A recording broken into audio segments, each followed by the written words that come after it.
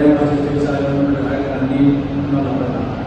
Yang rekan kita Okian Rizky yang berhalangan hadir pada kali ini.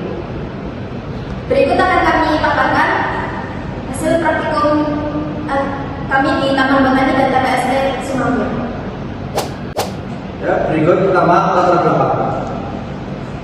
Pariwisata yaitu aktivitas yang dilakukan oleh lembaga serta layanan masyarakat, kewirausahaan, negara bagian dan lokal pariwisata. Merupakan penghasil yang bisa paling besar ketiga di Indonesia sesudah Laut Sawit dan Bogor. Taman Botani memiliki berbagai koleksi tanaman dari berbagai jenis serta fasilitas untuk wisata edukasi dan konservasi tanaman. Ini juga menjadi salah satu destinasi wisata alam yang menarik bagi pengunjung yang ingin menikmati keindahan alam serta belajar lebih banyak tentang flora dan fauna.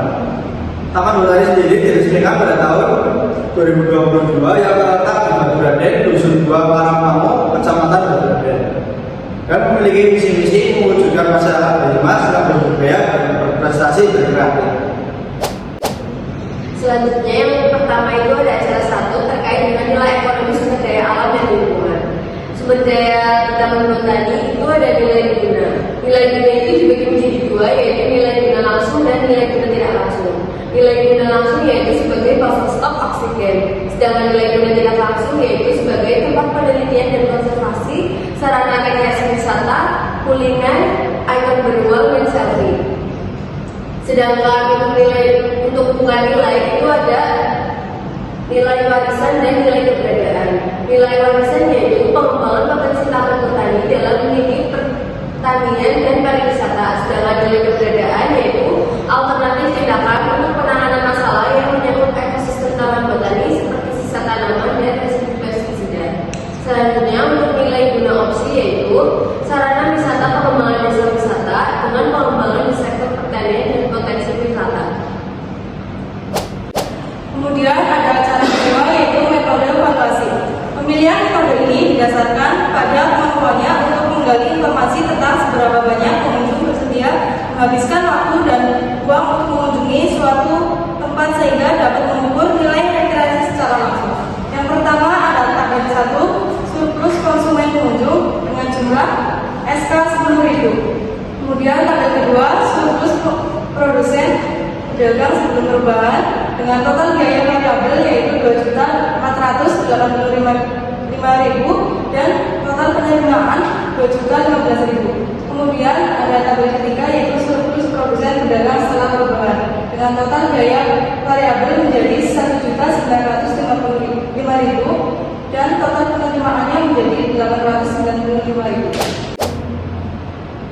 Acara ketiga, analisis jasa lingkungan. Jasa lingkungan hidup merupakan manfaat yang diberikan lingkungan bagi manusia dan keberlangsungan hidup manusia meliputi manfaat penyediaan sumber daya alam, pengaturan ekosistem, pendukung proses alam, serta pelestarian budaya menurut Peraturan Perundang-undangan Nomor 46 Tahun 2017. Berikut ada jasa penyedia yang ada di Taman Botani. Yang pertama sebagai wahana edukasi, yang kedua sebagai bahan baku alam, yang ketiga sebagai penyedia oksigen. Kemudian ada jasa pendukung. Yang pertama penyerapan karbon, kedua pemeliharaan kesuburan tanah. Kemudian ada jasa budaya. Yang pertama rekreasi, kedua keindahan, ketiga estetika. Kemudian ada jasa regulasi. Yang pertama pengaturan siklus air, yang kedua pengendalian erosi tanah, dan ketiga penyedia habitat keanekaragaman hayati. Acara yang keempat yaitu identifikasi dampak lingkungan. Nah, di dalam identifikasi dampak lingkungan kami menggunakan metode data primer dan sekunder, menggunakan metode simple checklist, multiplitas sederhana dan kajian bagian aliran. Habis itu di dalam tahap pengelolaan dan pengembangan kita ada 4, yaitu yang pertama prakonstruksi, yaitu perizinan pembangunan fasilitas baru, sosialisasi dampak dan manfaat kepada masyarakat. Yang kedua, konstruksi pembangunan fasilitas wisata, jalan berjalan kaki, taman-taman dan instalasi mekanik. Yang ketiga, operasi taman lebar fungsi penuh sebagai kawasan wisata edukasi dan informasi. Yang keempat, pasca operasi, melakukan pengelolaan dampak untuk kemudian di dalam ini adalah contoh metode yang kami jalani.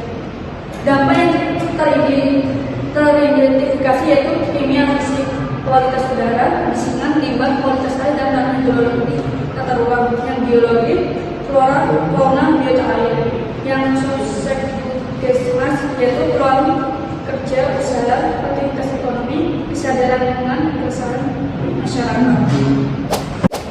Acara 5 Green Economy. Pada pengelolaan sampah di TPST sumber atau sumber bersih menghasilkan sampah organik dan sampah anorganik. Sampah organik sendiri akan diolah menjadi bubur sampah atau bubur sampah, kemudian sampah organik akan dikirim ke TPA. Untuk sumber daya pendukung mencakup mesin listrik, alat sederhana, dan tenaga kerja 12 orang. Kemudian ada utilitas seperti listrik dan air pump. Proses produksi sampah dimulai dari pengumpulan sampah berbasis iuran rumah tangga, pemilahan, hingga pengolahan menggunakan metode pengomposan dan mesin. Untuk residu yang dikirimkan ke TPA akan digunakan untuk campuran batu bara atau paving block. Sedangkan busa akan digunakan sebagai pupuk kompos. Dengan biaya operasional yang dikeluarkan oleh TPS Sumber Sumber Bersih dengan total 32.550.000 per bulan dan pendapatan sebesar 297.500 per bulan. TPS Sumber memiliki potensi keuntungan signifikan meski perlu optimalisasi produk seperti busa. Kemudian ada sesi tanya jawab. Yang pertama akan disampaikan oleh Mbak Salsa. Pertanyaan yang pertama, dari metode evaluasi tadi, kenapa yang dihasilkan itu sedikit? Kemudian pertanyaan yang kedua dari Mbak Isni. Produk hasil dari TPS Sumber apa saja? Baik. Untuk jawabannya dari Mbak Salsa sendiri, dikarenakan informasi yang kami dapatkan terbatas dan juga terkendala dengan tidak bertemunya pengelola dari Taman Botani secara langsung, sehingga dari kelompok kami hanya mendapatkan informasi dari pegawainya. Kemudian saya menjawab pertanyaan yang kedua. Produk hasil dari TPS Sumber yaitu bubur sampah,